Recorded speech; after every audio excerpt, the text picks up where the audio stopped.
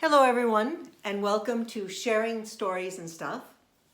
My name is Adina Ruskin, and today felt like poetry.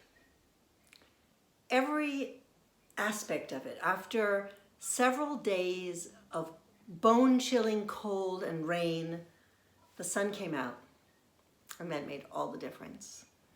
And with my double masks, I went out for a walk. I bought myself this yummy green tea drink, and I went to the cherry blossom trees to sit in the dappling sun in the center of this circle of gorgeous trees.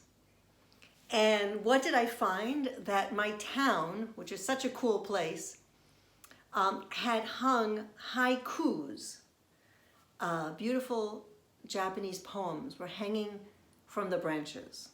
And I had gone with a book of poems to read, and so everything about the day felt like poetry. Plus, I've been cleaning up my office, and I discovered my kaleidoscope. Look how cool that is.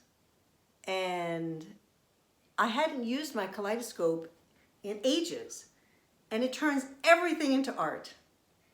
So I highly recommend you get yourself a kaleidoscope and enjoy looking at the world and seeing different perspectives and beautiful geometric patterns that will inspire you and uplift your spirit, I hope.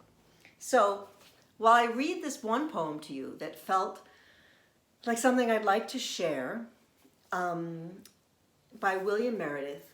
While I'm reading the poem, I will show you images of things I caught around the house today with my kaleidoscope. All right? Here we go. I was planning to read a poem called For Two Lovers in the year 2075 in the Canadian Woods by William Meredith. But upon reflection and rereading it myself, I realized this is the kind of poem you need to read yourself, see the words, and read it perhaps silently and out loud, but this way you'll be able to really get it. So I'm going to read two shorter poems by a different poet. The first one is called For My Daughters. For one moment, we all stood on the same weather-worn log, smooth as stone.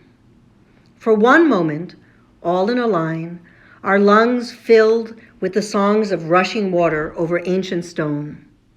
The last days of summer, hands and knees adorned with pine sap. No matter our solitary journeys, we will remember, sharing our joy, all that life brings, for we were once one. And I'm going to read another short poem called A Brother's Love. Curves of gray and black, hand brushing hand on Persian dyed wool, you spun yarns of city cats on people-free adventures, as only big brothers can. Now grown with families of our own, we sit at chic cafes every now and then, some part, some cell, remembering childhoods nearly forgotten. How many hours we must have shared, sifted into just a few fragments, images, laughter, drum beats, dares, Hitchcock, grasshopper.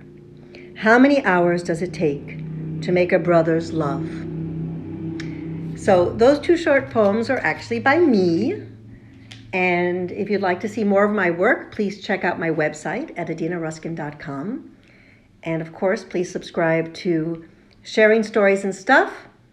And thanks. Hey guys, make sure to share this video, give it a thumbs up, subscribe. Hit the bell. Yeah, hit that bell. Leave a comment. Leave a comment. We'll see you next time. Ciao. Bye.